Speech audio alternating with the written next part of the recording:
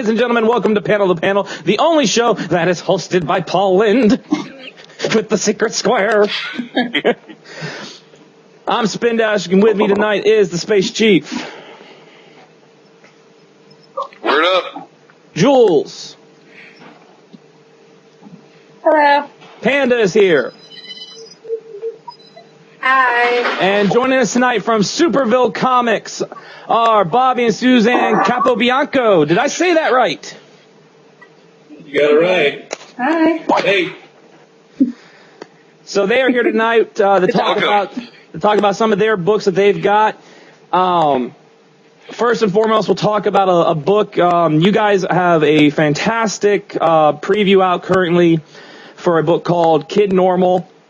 So what we would like to do is go ahead and let you guys talk about Kid Normal, what it's about for everyone listening. Sure thing. Kid Normal is Oh my God. That was crazy. They got disconnected. I'll have to splice it. That was weird. That was nuts. I've never seen that happen before. It was like perfectly timed. Like it's about. I'm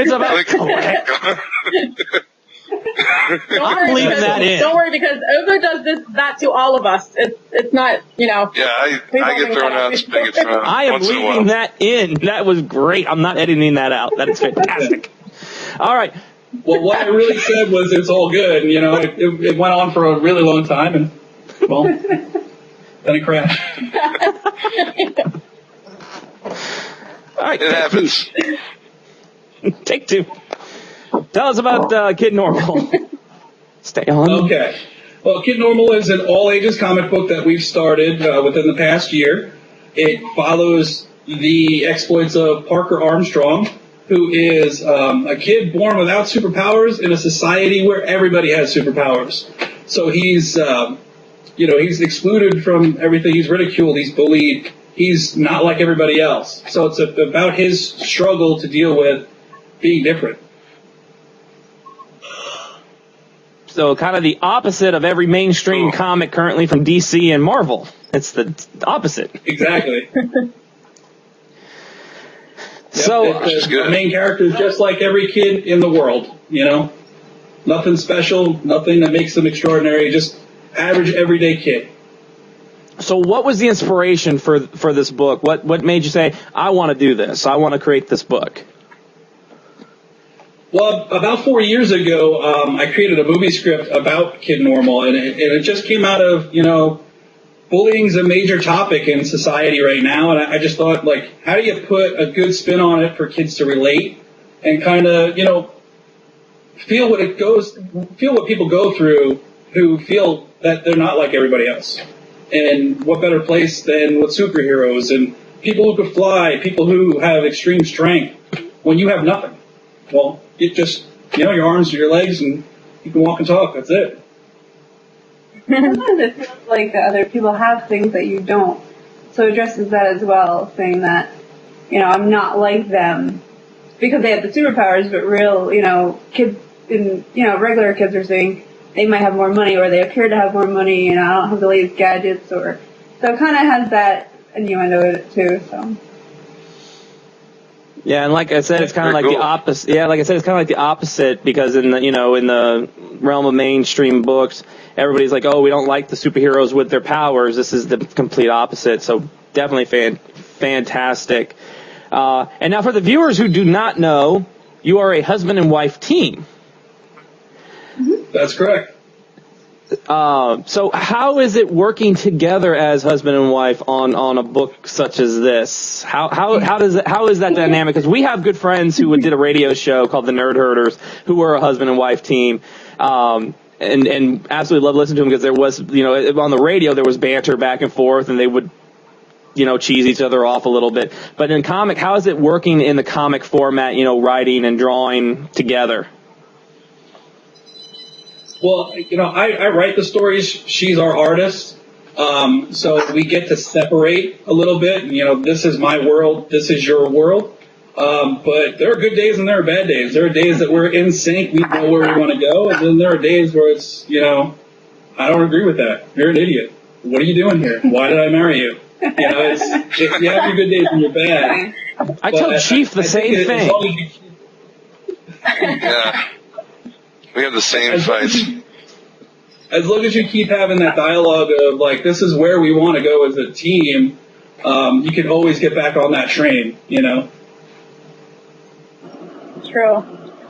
Yeah, I told my husband I wanted to work on a comic book with him, and he was like, I was like, what does that mean? I'm not, because he's like a brain, he's super smart. I was like, what are you trying to say? He's like, oh no, we can do that. I was like, okay. So, I don't know. We're going to try it, but I don't know how it's going to work. He's definitely the brains. Well, that's how we started too. He just kind of brought it up one day. He's like, hey, why don't we take my script and make it a comic book? I'm like, okay. Like, sure, I'll try drawing. I haven't drawn in years, but I'll try. So that's pretty much where we started. Nice. It's interesting. Well, I can draw stick figures. That's about as much as I can draw a stick figure. So I don't know. The Amazing Adventures of Stickman. It's one thing to get the idea. It's another thing to follow through with it and get it printed and actually get it out there. Well, I think so. That's impressive on its own. Yeah, that was the part that bothered me, is that I had written it and it just sat in my computer for 4 or 5 years. It's like this needs to get outside of here, and I got to try something with it. So, and comic book is the way to go. It's such a good format. Shoot, Alyssa Milano just made a comic book.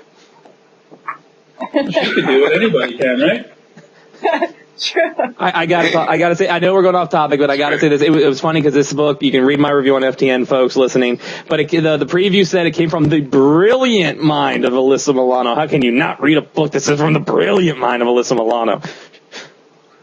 But I digress. I didn't read it. Yeah. You will, son. You will read it and you will lick it. I am a fan of hers. I am a fan of hers because I love Charm. So I'm already a fan, but I don't know. Now, with this book, you guys do it all. But I'll read your review. Yes, go read it, please. I stroke the ego. I will. Stroke the ego. Now, you guys do all this yourself. This comic, you do it all by yourself, right? That's correct. Now, I know Jules and all of us are big. We're big supporters of Kickstarter. Helping people get their ideas out there, let more people see it. That way it gets distributed. Have you guys considered ever doing a Kickstarter with this? We've kicked around the idea. We've definitely thought about it, or Indiegogo or GoFundMe. Right now we both work full-time jobs, so this is our part-time, full-time job. This is what keeps us up till 2, 3 o'clock in the morning, every single work night.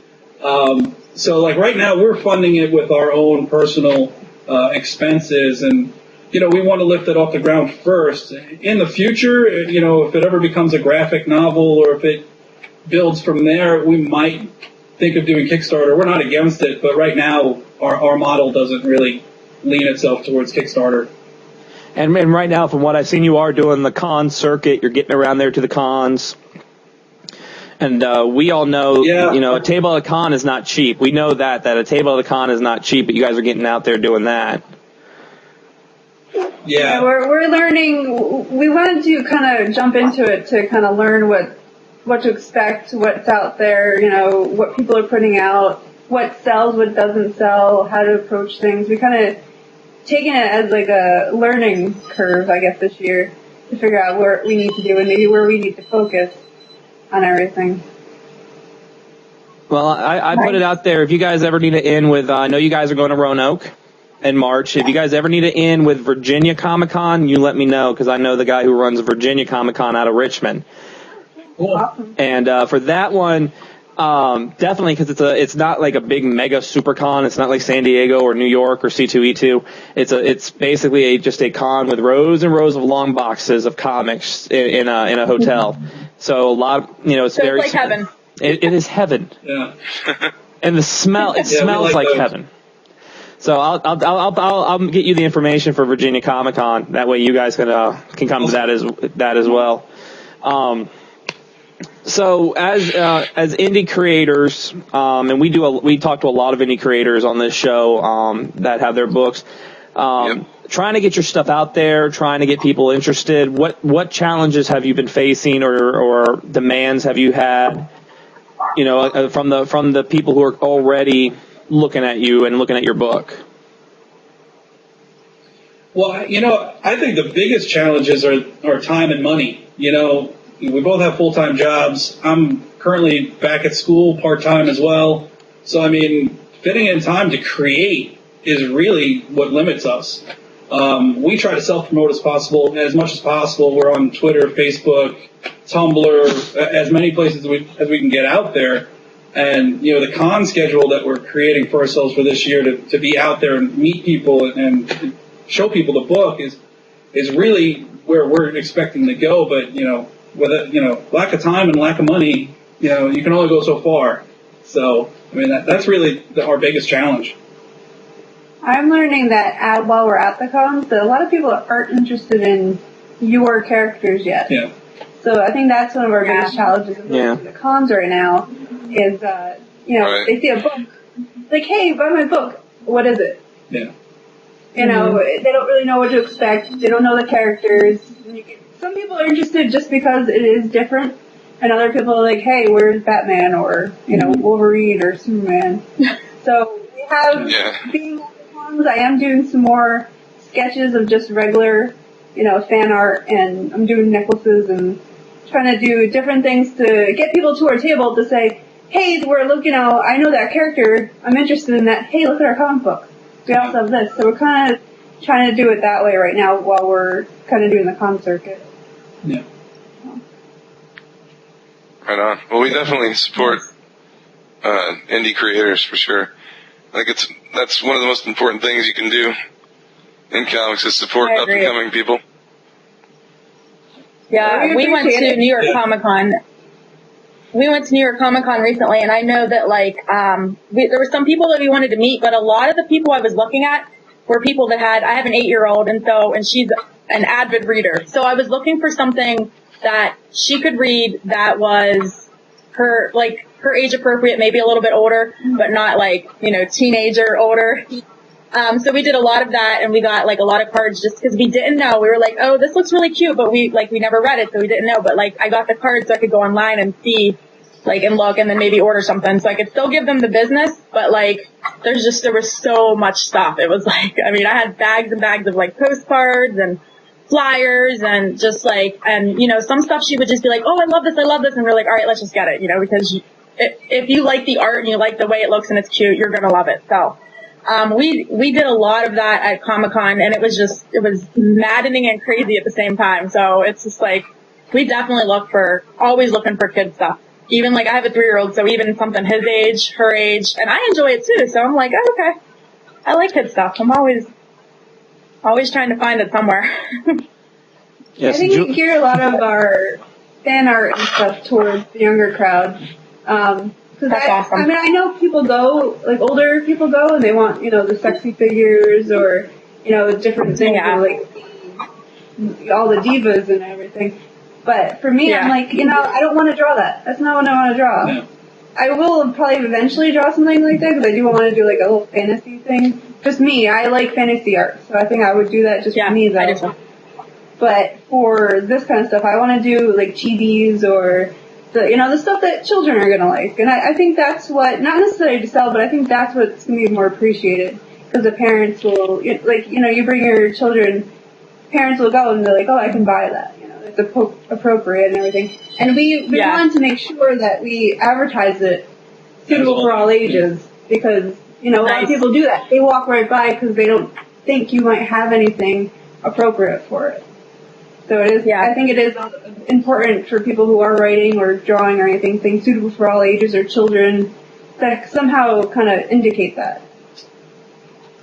And especially right now with and Jules is our resident expert on child and family friendly comic books. Jules is our resident expert, but all of us read books that are in that realm of child friendly. Definitely things by Art and Franco, their Itty Bitty series, Tiny Titans, Adventure Time, those type of kids books. Dude, I will admit it. I have a box of My Little Pony comics. I have admitted it on the show before. I have it, and I do not. Yeah. I do have Adventure Time, and I have regular show. I do have a 5-year-old daughter. I will. That's my story, and I'm sticking to it. Pam, I don't know what your story is because you got tons of My Little Pony comics too. I do. And you play the card game. I thought the message of the preview was great because today we were in my basement, and my wife found her 7th grade yearbook. And she was bullied really bad in the 7th grade. And I looked at this thing and some of the horrible things that people wrote in her year. I couldn't believe it. I've never experienced that kind of. I've had people, give me crap for liking comics and stuff, but I've never had anybody really bully me in my life. And I read some of this stuff, and it made me want to track these guys down today and take care of them. It made me so mad. I mean, she's moved past it. But some of the stuff these kids were writing in my wife's yearbook in 7th grade was just evil. So this anti-bully message is important, I think. Yeah.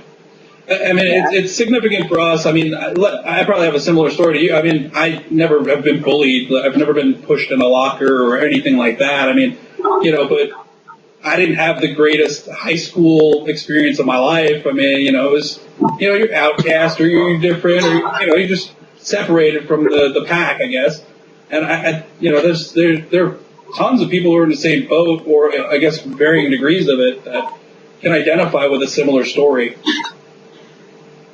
It's all about, you're not alone. You're not the only person going through this experience, even though at that time you think you are the only person going through it.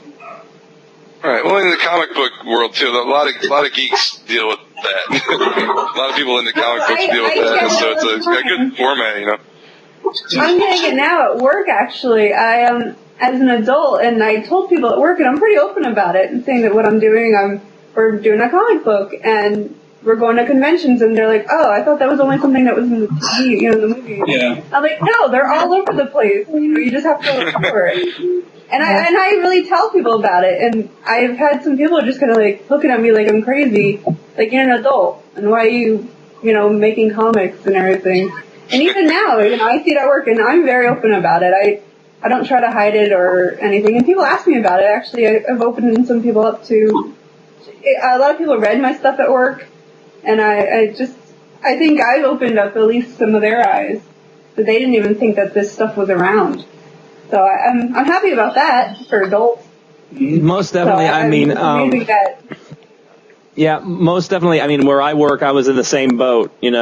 Everywhere I go, I have comic books in my bag. I carry my bag with me, and I always have some comics in my bag, no matter where I go. I went and visited Chief and Panda, and I had 50 comics in my bag. With he had a whole Howard the Duck series with him. I did have the whole Howard the Duck series. It's right here. I love it. And yeah, at the beginning, it was kind of like you read comics, because I work in a very, I work with veterans, and it's kind of like, oh, you read comics because everybody else is there is, when they go out, they're buying Coach bags and things like that. I'm like, I could spend that $200 on more comics. But then once it got around and I kind of was talking to them about it, and the biggest thing they find with me, I know this isn't kid friendly, but a lot of people in my office watch The Walking Dead. So, after every episode, I have the next day, that Tuesday after the episode airs on Sunday, I've got a line of people around my desk to ask me, did that happen in the comic? Did that happen in the comic? When did this happen? How did this happen? Did this character really die in the comic? And I'm just sitting there going, Right. Yep, you see, you need the nerd boy. You do need nerd boy. And then finding out my manager, who's in his 50s, who looked at me funny, and then goes to me one day and goes, you know what, I shouldn't have done that because I remember I read I had a ton of Sergeant Rock and Nick Fury comics when I was a kid, and I still have them in the basement. So, and he's like, can you take a look and see if they're worth anything?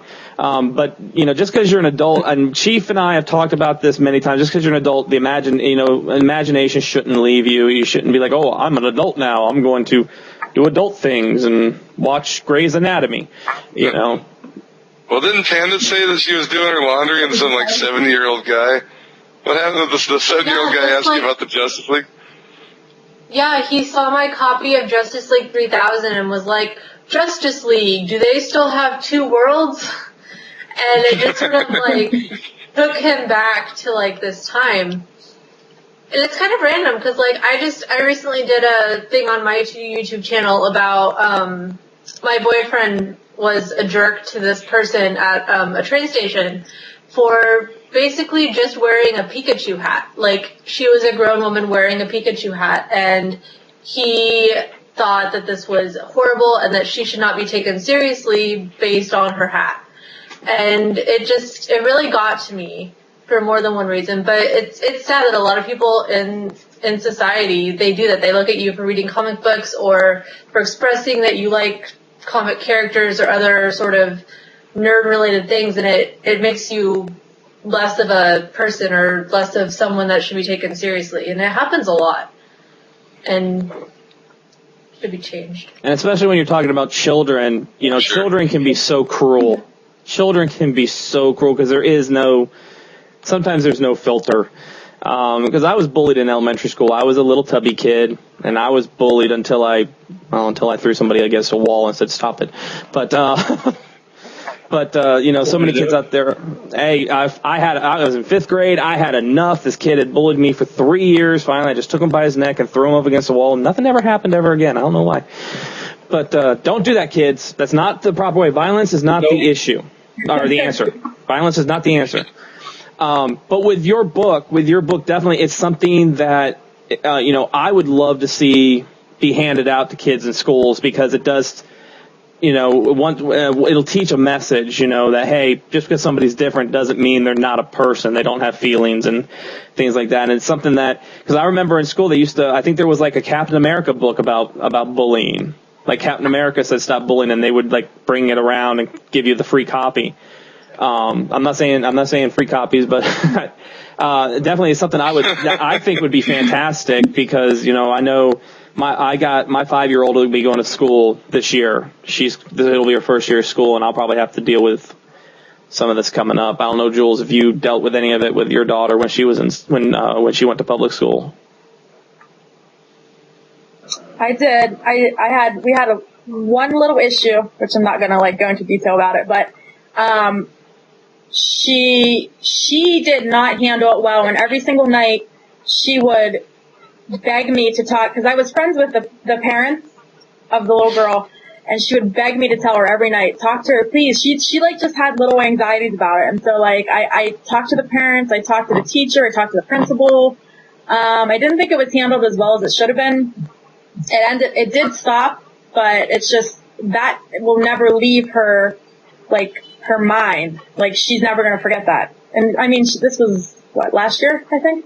Yeah. So even though it stopped and everything, and they they were they said they really needed to separate them so they couldn't play anymore, but she still to this day reminds me of it. And I'm it just breaks my heart because I'm oh, this is so horrible. You just want the best for your kids. You send them to school and you're you tell them to be, even if somebody does something to you, just tell the teacher. And then when it happens to your child, you're you don't know what to do. It's maddening. But yeah, I did the proper thing. I talked to the parents, and they didn't really do anything about it. And I was I have to go above. If they're not going to do something, I have to go to the next person, which was the teacher and then the principal. So it worked out, Spider-Man. But it was really heartbreaking for me. I just, yeah. And then we go to a higher.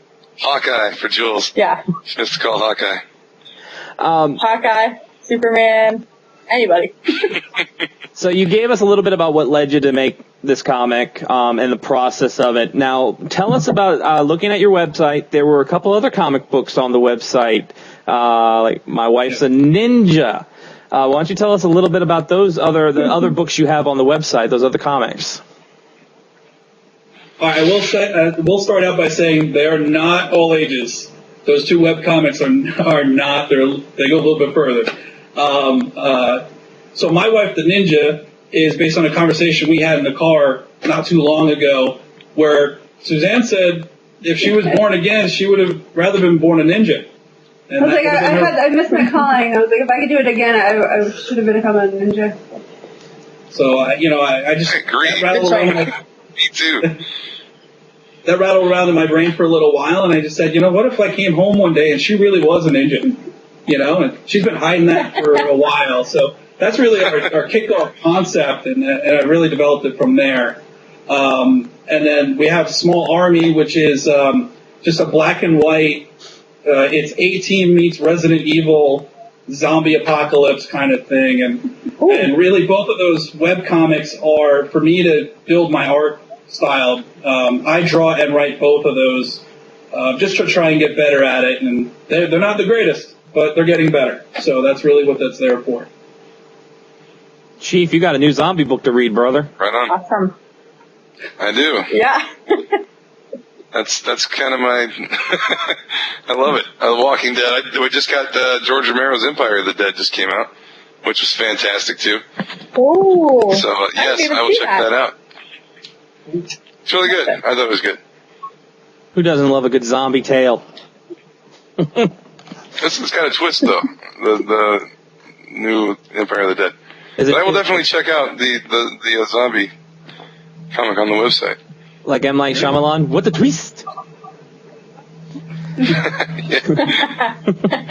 Now, with of course you said those two are web comics. Now with Kid Normal, is that going to be both print and digital, or one medium? It's going to be print and digital. Okay. It won't be web comic style. It'll be once every 6 weeks. I think we're going with. We'll have a book out. And we'll have it on digital as well as print. It'll just give us a better, more people can get to it if it's digital, and we're not going to be everywhere. So yeah, we'll be in the southeast. Now, yeah. Jules sent me this question, and I absolutely love it. And I think we should all answer this question. It's not part of our get rid of the bomb questions, but I think we should all answer this question, and that is, do you think people would get bored if they had superpowers? Or would it never get old? I think it would get old. I mean, if you were born with it, it's not something new to you. I mean, I think, the best superhero tales are, like Spider-Man gets bit by the spider, and now, hey, I can do all this cool stuff. I mean, if you could do it from day one, what's the joy out of it? It's it's like you can play basketball really well, or you can throw a 100-mile-an-hour fastball. It becomes mundane after a while, I think. Yeah, I agree with that. I think if you get it later in life, you'll appreciate it more. Because if you look at the people in the Marvel Universe who've had powers all along, like people like Black Bolt or something, or like people that have, kind of grown up around superpowered beings, or it's nothing to them. Or like Franklin Richards, who was born with it. Like the rest of he's like not like the rest of the Fantastic Four. He's like a godlike being, and he's kind of bored with it. At least, before old Franklin Richards, back in the old Fantastic Four books. But yeah, I think you would get bored with it if you were born with it. It's like Spider-Man, like you said, Spider-Man, or somebody, or even Captain America, who was a weakling guy and got the super soldier formula. I think that you're going to dig it a lot more for a lot longer if you get it later on. So I agree. That's my answer. And I just took it from everybody. Actually, Suzanne, do you agree, Suzanne? Yeah, actually, I think we addressed it in even our sample issue where the person, he's like, ho hum, I have to fly to work now because of the traffic jam. Yeah. It's, they just kind of take for granted the community that they're in. And we're kind of bringing that up a little bit. It's funny when we saw that question, that we're bringing that up, just everyone in the community has powers. So, they're not necessarily special because they have the powers. Now, Jules. I don't know. I have mixed feelings about this because I want superpowers really bad. So Me too. I can see that if you were born with it, that it would just be the same old thing. But there's I wish I had super speed so I could do everything really quick. I don't know. I think if you could pick, like, at birth what your superpower is, then no, but if you just get a random one, then I think yes. Like, if I could pick what my superpower was, but a random one, like, it could be something dumb, like, I don't know. Like, I can't think of something right now, but you could be like Cypher from the X-Men. Like Cypher, who his mutant power is. Or gold balls. Yeah, like Cypher, he is like my mutant power like is I can the Wonder Twin. Talk every language. Yeah, something like that. The sand becomes water. That would get old. That would get old if it was something like that. But stupid Wonder Twins always becoming a bucket of water. And I have bad luck, so I would get the Wonder Twin power. I would not get the cool Wonder Twin power. I would get the other one. So I would just get the worst one you could think of. So I think it would be boring, probably. Panda. Oh. I don't know if I would say that you would get bored with it, but if you were bored with it, I think that you wouldn't appreciate it. It would just be something. I mean, even like today, like with technology, like the kids that are born today are never going to appreciate the technological advances that we've gone through in all of our different lifetimes. Like, they're not going to appreciate having a cell phone that you can Google anything on, because they don't know back in the day, before we even had the internet and we had like a rotary phone. Like, it's just one of those things, like, you're not going to necessarily not like your power, but it's just not going to be anything different. It's something that you've always had. It's just like how I'm left-handed. Like, I'm never going to appreciate the fact that I'm left-handed because it's how it's always been. So that's why I think that people that get it later on would appreciate it a lot more. That's why my kids can only watch Betamax. I could see that. I only allow my kids to watch Betamax. Just, only on Betamax, and they can watch only Conan the Destroyer. That's the only movie they're watching. And they listen to 8 tracks and vinyl. That'd be funny if you introduced them to new technology over time. That'd be great. Well, my kids We are. listen to vinyl. We love vinyl. My kids are technological geniuses at a very young age, but we still have like cassette tapes and things like that, and all that. Now me, if my power was a healing factor, I would love it every moment of every single day. I would tell someone, stab me, come on, stab me, watch a heal. Oh yeah, I'm gonna stand in front of this car. Just keep his silverware stuck in his chest all through. I'm gonna be like, hey, it'd be like that episode of Family Guy where Peter Griffin couldn't die, and I'm just gonna like throw myself off a building and be like, I would absolutely love it if I got a healing factor. Yes, it would be horrible. I would absolutely hate it, though. I mean, there's another downside. I would feel sad because I would live forever with a healing factor, and I would see all the people I love pass away. But then I would meet new people, and then I'd be happy again. It'd be an endless emotional roller coaster. And I wouldn't be dead, and that's the best part of it all. And I wouldn't be dead. And you know the great thing about a healing factor, Chief? The great thing about a healing factor is I could lace my body with metal and be indestructible, and it'd be awesome. But 9 times out of 10, I would get the. I'd want to hook you to like a wrecking ball and run you through walls. Oh, that'd be. Swing you into a brick wall. Bam. Man, we would make so much money. David Blaine has nothing on us, man. We would make so much money. But Jackass Extreme, man. But 9 times out of 10, I would get the power where I can just speak every foreign language, and that wouldn't be very fun at all. Just let a shark chew on you for like an hour. You ever see a shark's eyes, Chiefy? Cold and black like a dog's eyes. I'll get your shark for you, Chiefy. Like a doll's eyes. Oh, Like a dog's eyes, Chiefy. Okay. So Jules came up with this new thing every week that we're going to do. It's called Some Days You Just Can't Get Rid of a Bomb Questions. Where did she get that from? It came from Adam West. Yep. So these questions everybody will answer. I love. And I hope, I guess. By the way, we've met Adam West. Go ahead. Yeah, indeed. Did he charge you $60? That's Spin's ringtone, though, and I love it. Didn't he charge you $60? Yeah, my daughter loves, well, now my son loves it, but my daughter loves Adam West. So we got a signature and it was $60. I was like, $60? Oh my goodness. Hey, better. But I was like, when are we ever going to see him again? It's Adam West. Like, you have to pay the $60. Like, it's just, oh well. Hey, it was. Yeah, why not? But it was worth it, though. It was better Sylvester Stallone. Yeah, that's true. Better Sylvester Sylvester Stallone charged like $400 or $500. No, he wanted like $800. I can't complain. I can't even. $800 for a picture with Sylvester Stallone. I can go to Philadelphia and stand next to his statue for free. I'm not going to pay him $800 at a convention. But all right. And Jules, I guess since this question is here, they are familiar with the good Doctor Who. So, Joel, the first question, if you were cast as Doctor Who, what would be your trademark look? For me, I'm the Whovian of the family.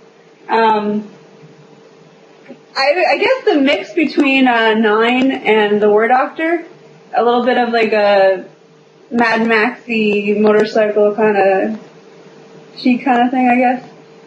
Something with an attitude. That's how I feel.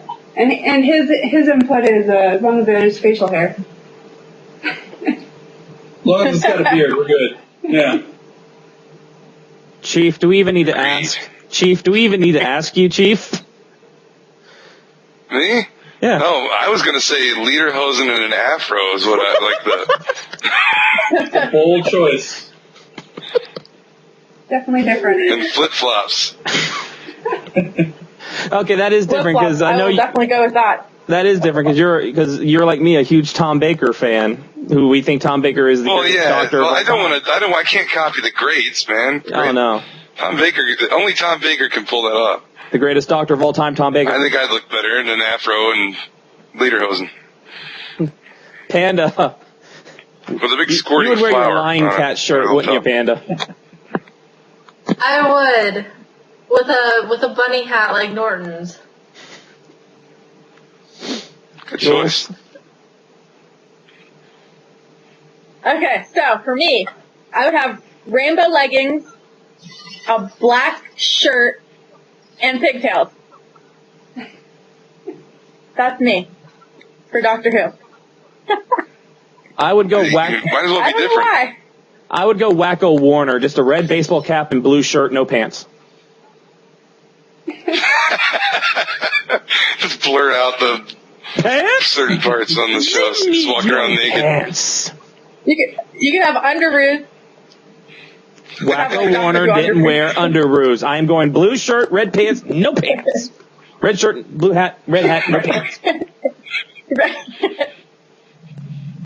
I will never get a companion in my life. Perfect. My season would be the Or shortest you will, season but of it'll be Doctor Who against ever. their will. I would be the worst. I would be the shortest season of Doctor Who ever. I wouldn't even make Paul McGann time frame. Paul McGann at least got like an hour. There'd be letters of complaint. I would get so little.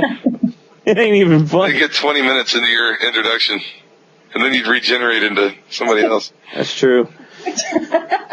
All right, Chief. This next one, Chief had found his perfect one. Of the next question is, who would you pick to play Flash? The Flash, Barry Allen, in a movie. And Chief, you found yours, didn't you? I did, but I'm going to let the guests and everybody. I'll Yes. go last. Go ahead, guess.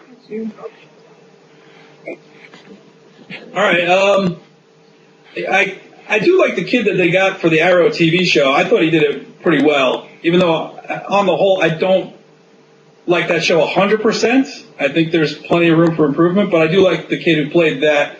But if they were doing a movie version, I had to pick somebody else. I'm thinking Josh Hutcherson from Hunger Games. Mm-hmm. I think he'd be pretty cool. Good choice. Did Yeah. not think of him, I love but him. maybe, yeah. Yeah, that's a good choice. I didn't think of him either. He's really fast at making friends. Oh yes. Making bread. Let's see. Eeny, meeny, miny, Panda.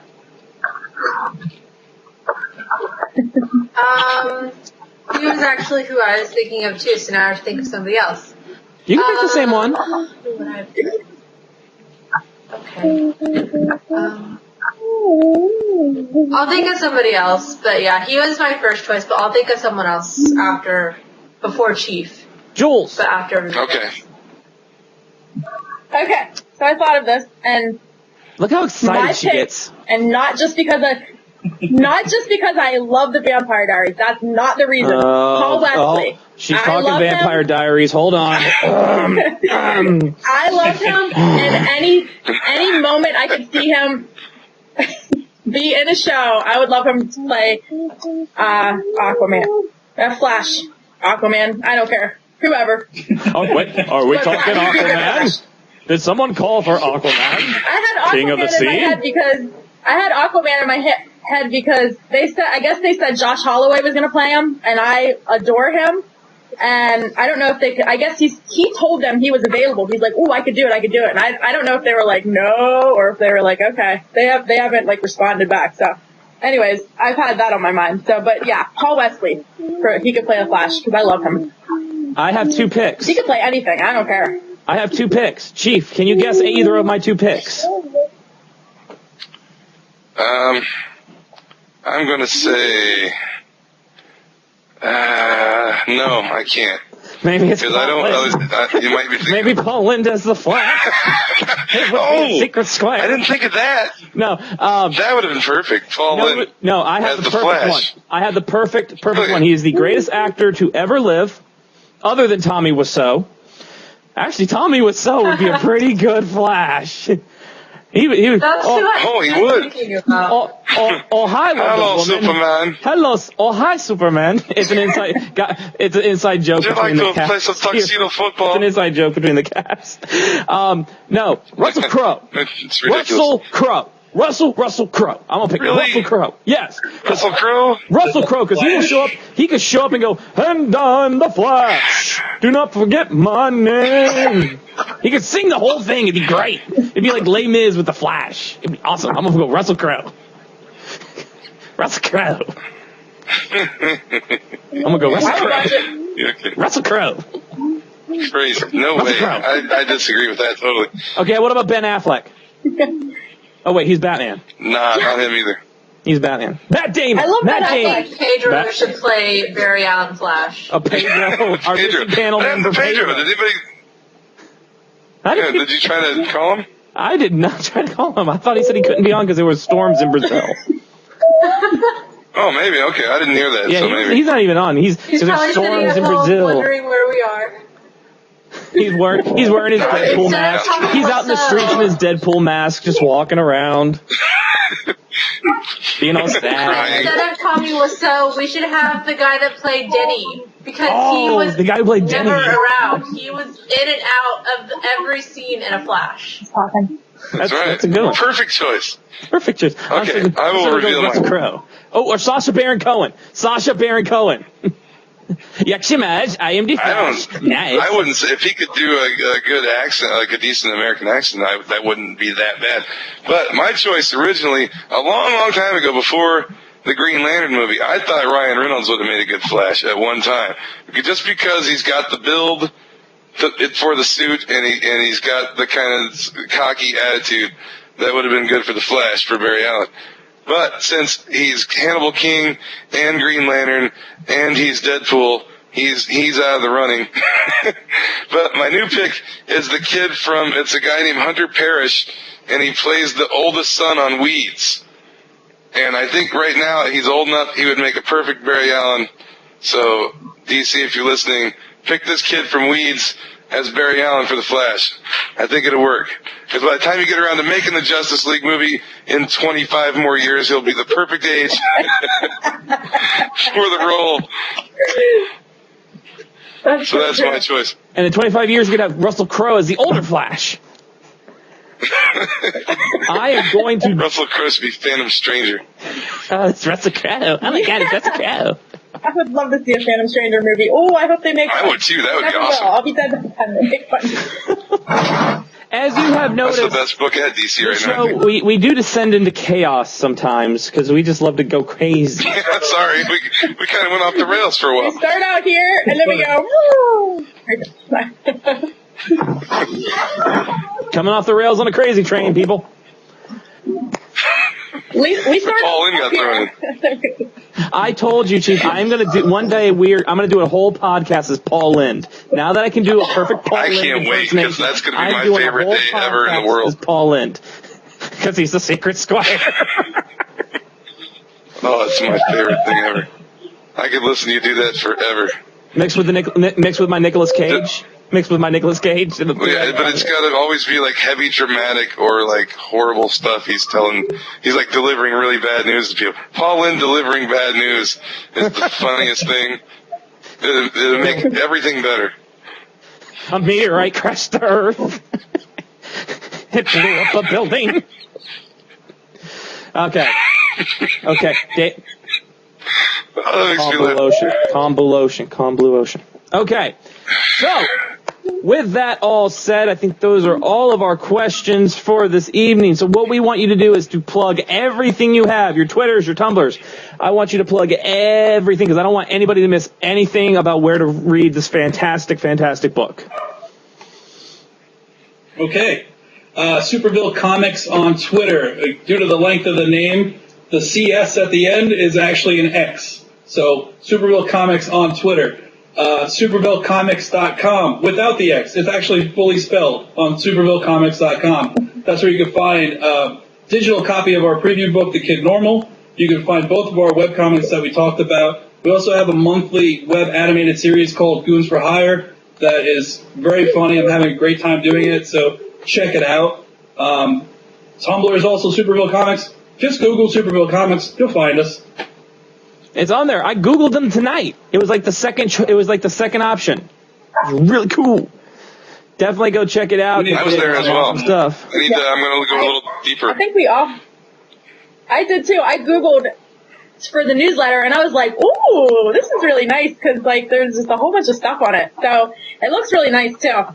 It's very professional looking and stuff. Thank you. I liked it. Definitely. Yes, Jules was telling us how cool it was. That's what spurred me to go. Definitely go pick up the preview. Everybody needs to pick up the preview. Now, when will issue 1 be hitting the stands, so to speak? Well, I just drew page 1, so... Yeah. We're putting it in Manga Studio now, so within the next few weeks, we're hoping March is when we're going to start putting them out every 6 weeks and keeping consistent. Yeah. That's the hope. Come back Fingers crossed. for the release. Yeah, we'd love to have you guys back. Like once your first issue is released, we could talk about it. And actually, you know what? Around March time frame, that's probably where we're going to hit our 50th issue of this show. So definitely, we can have you back for our 50th big blowout bash where we crash Uvu because we're going to have too many people on. But we will definitely do that. Be happy to be back. And we'll probably have like clips of all of our shows for like the last year. Now, also, I don't know if you have it handy or you can say it off, or if you have it off the top of your head, your upcoming con appearances. I will say Roanoke, Virginia, March 29th. I know that one off the top of my head. I will be making the trip down there if work doesn't snatch me up something else to come and see you guys, maybe sit down with you, do some interviews with you guys on site. And of course, just to say hi. But what else? What other cons you got coming up? Well, we'll be traveling to New Orleans for the Wizard World Con. We won't have a table there. We'll just be there walking around the general population. We'll have our Superville Comics T-shirts on. So if any of your viewers and listeners see us out there, come say hi. We'll give you a print copy of the Kid Normal preview issue. We might have some other goodies on us, too. So if you see us out there, just say hey. March 15th, we'll be in Winston-Salem for Jay and Eddie's comic book show. It's a small show inside a hotel. It's a fun experience. And then March 29th in Roanoke. But all of our other con appearances for the year will be put on our website, so check back often. And so if we're local for you guys, come stop by and say hello. Roanoke is about 2 hours from the house. No, Jules. Spin Dash is finally getting someone coming to a Virginia convention. He gets them first. Everybody goes to Philadelphia. Anime Apocalypse, end of the year. All right, well, yeah, if y'all want to go to freezing cold Illinois at the end of the year, we will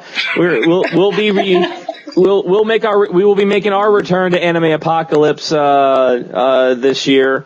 We're working that out. It's a long ways away in December, but we're working it out. Panda can go ahead and do a countdown of the two to Anime Apocalypse December 2014. It's going to be fun. Chief and I actually got it. Panda. They have asked us for that Legends LARPing thing with the foam like swords they were beating each other with. They want Chief and I down there with a table doing commentary. Awesome. Oh, we're doing it. We're doing it. We're doing it. We're doing it. I want a table up above though, because you can't see it all from the ground. I want to. Oh yeah. I want to be like up. Yeah. And then maybe we'll have Panda up in the top, or maybe we'll be on the ground and have Panda up in the top as like a. We'll throw it to her once in a while so she can. She could be like our roving reporter. Maybe whenever someone dies or whatever, I can go and interview them. Yeah, he could be like the sideline reporter. See the gods. As they come out of the death pit. But that is it for us now. Next week, ladies and gentlemen, please join us next week. It is a huge show. Next week we have he writes Fearless Defenders, Deadpool kills Deadpool, the Deadpool Trilogy, Night of the Living Deadpool. He's coming up with like everything. He's got Helheim coming out. We have Mr. Cullen Bunn with us next week.